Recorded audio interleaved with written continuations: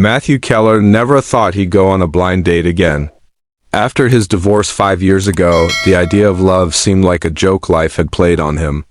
His world now revolved around his 8-year-old son, Lucas, his carpentry shop in upstate New York, and the quiet cabin he called home. But when his younger sister Jenny set him up with a friend of a friend, he reluctantly agreed. She's a good woman, Matt, military, strong, sweet, a little chaotic, but in a lovable way.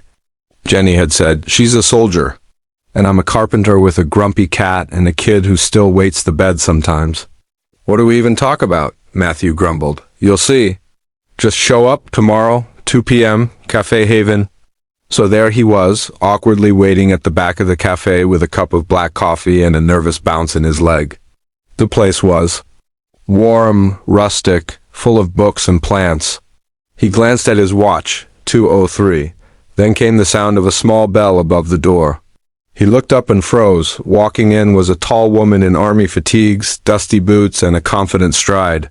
But she wasn't alone. 5 kids trailed behind her. 2 girls held hands, maybe ages 6 and 7. A boy barely older than Lucas carried a backpack almost as big as him. A toddler clung to her leg, and a baby sat in a carrier strapped to her front. Matthew blinked.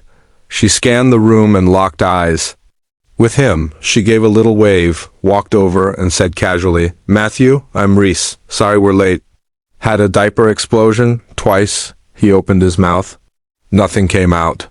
She slid into the booth, unhooking the baby carrier like she'd done it 1,000 times, motioned for the older kids to grab muffins from the counter, and looked back at him with a grin. You okay? You brought your entire platoon, Matthew finally said. Reese laughed, full and unapologetic. Yeah, sorry, babysitter canceled, and honestly, I figured if I'm going to introduce a man into my life, he better meet the whole crew. He chuckled awkwardly, his mind still catching up. You're serious? As a sniper during deployment. Want a muffin? He looked around. Lucas would. Love these kids, he thought before he even realized it. Especially the boy who now tried to balance a cookie on his nose like a circus seal. There was chaos in her world, but warmth too. So, Reese leaned in, brushing a crumb off her uniform. Tell me, what makes a quiet man like you go on a blind date with a woman like me? The date lasted 3 hours. Somehow, they laughed more than he thought possible. She told him stories about missions that went sideways, nights sleeping under stars in Afghanistan, and her struggles raising 5 kids alone after losing her husband during deployment. He told her about Lucas, how he built furniture with his father's old tools, and how lonely the nights felt sometimes. Reese's eyes softened when he mentioned Lucas.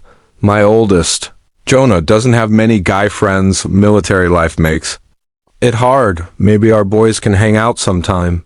They left the cafe together. The kids were playing tag in the parking lot. The baby was asleep on her shoulder. Reese turned to him and said, Listen, I don't do casual. I've got 5 reasons to be careful, but I'd like to see you again. Matthew didn't hesitate. I'd like that too. And just like that, the single dad and the soldier mom became something PAR2 over the next few weeks. Matthew found himself immersed in a life louder, messier, and more beautiful than anything he imagined. He'd invite them all to his cabin, cook spaghetti for 7, play board games that ended in shouting matches and giggles. Reese brought out a side of him that had long been buried: his confidence, his humor, his ability to trust. Again, but it wasn't all easy. One night, while Reese was on a late shift at the base, she called Matthew in tears.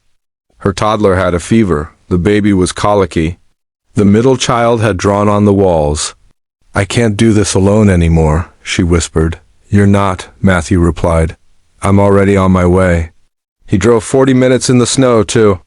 Her house, holding her crying baby against his chest until morning. One Saturday, they took all 6 kids to a fall festival.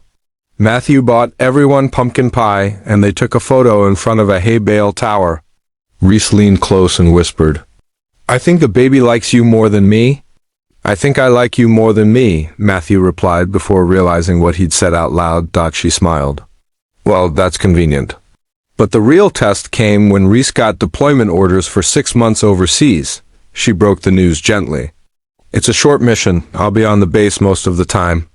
But I need to go, Matthew swallowed. And the kids? My mom's old. Can't manage all of them. I was hoping you could help. He stared at her. 5 kids. No training? Diapers, homework, screaming matches, school drop-offs? Late night feedings. Yes, he said without hesitation. I'll take care of them. You're sure? I'm sure. She burst into tears and hugged him tighter than she ever had before. The morning Reese left, Matthew packed lunches, found matching socks for everyone, and tried to braid hair with shaking hands. Lucas was his anchor, jumping in to help like a little co-pilot. We got this, Dad, he said. Those 6 months changed everything. Matthew became Mr. Matt to every teacher at school. He learned how to cook for 7 without burning down the kitchen. He got used to cartoon sing-alongs at 6 a.m. and sleepy group hugs at midnight. He cried sometimes, yes. But he also grew. Jonah, the oldest, started calling him Sir. The youngest said, Dada, once then again. He didn't correct her. Reese sent videos from the base. Miss you guys, she'd say teary-eyed, watching her kids grow up from 1,000 miles away. You're my hero, Matt, not just because you stayed, but because you never gave up on us. On the day she came back, Matthew took all 6 kids to the airport. They held up signs with "Welcome home, Mom," written in crayon and glitter. When Reese walked through the gate, her uniform wrinkled and tired, she stopped dead in her tracks at the sight of them. Her eyes met Matthew's. He held the baby. The others ran screaming toward her. She dropped her bags and fell to her knees, arms wide. Mommy! They all hugged, cried, laughed, and then Matthew stepped forward. I kept them alive, he joked. Reese smiled through tears. I knew you would. She stepped closer, took the baby, and then, before he could say another word, she kissed him, right there in the middle of the airport. I've never been so sure of anything, she whispered. I want us. All of us. Matthew smiled. You got us? A year later, they got married in a field behind the cabin. Lucas was the ring bearer. Jonah gave a speech.